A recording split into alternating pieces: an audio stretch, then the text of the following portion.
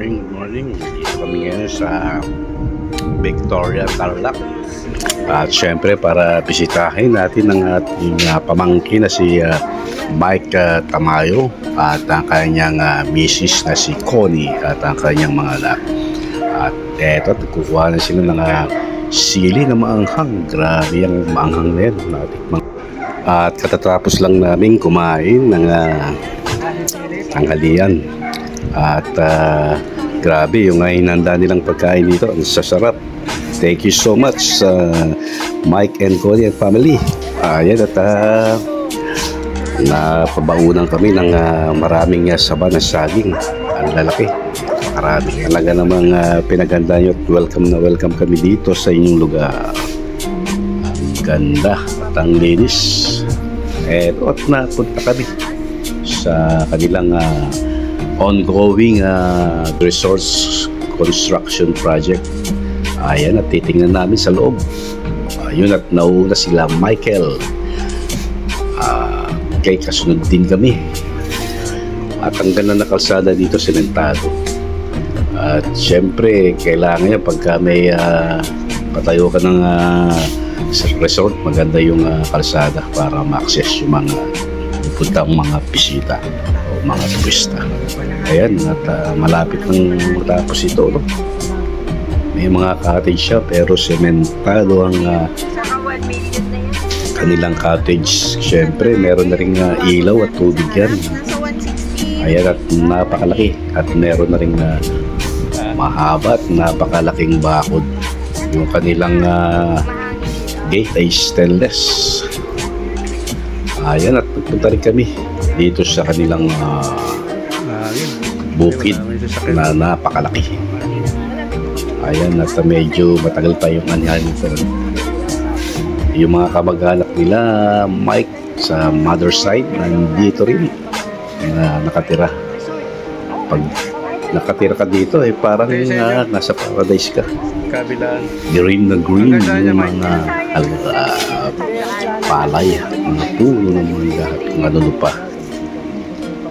Kaya pagbasta natin ang kalangitan, ganda ng panahon.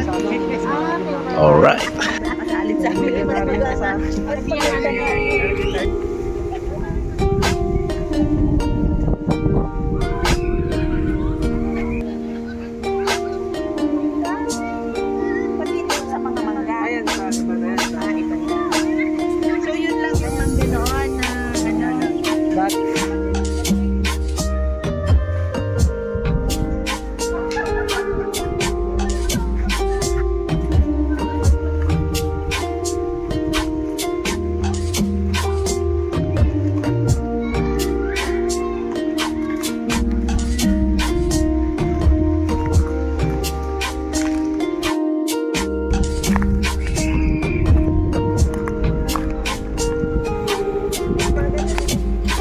Kuha na ko pa kayo kailan kaya tayo babalik dito.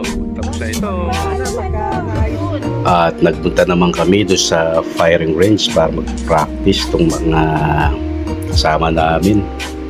At ito dinaan namin ng isang napakagandang resort dito sa Tarlac. Ang linaw ng tubig at ang ganda. Napakaraming tilapia daw dyan at pwedeng mga will.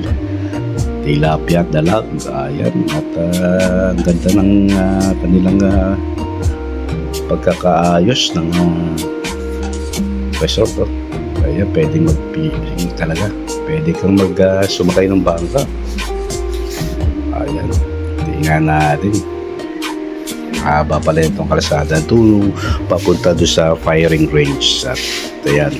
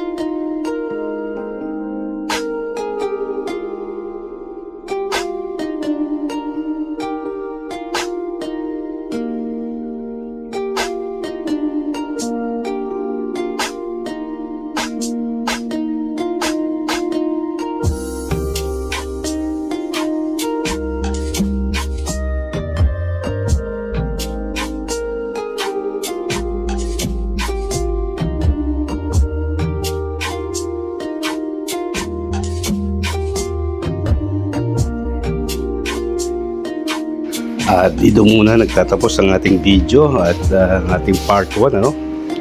Siyempre, may kasunod dyan yung part 2. Yung putukan na yan. Okay, alright. Thank you sa inyong panonood.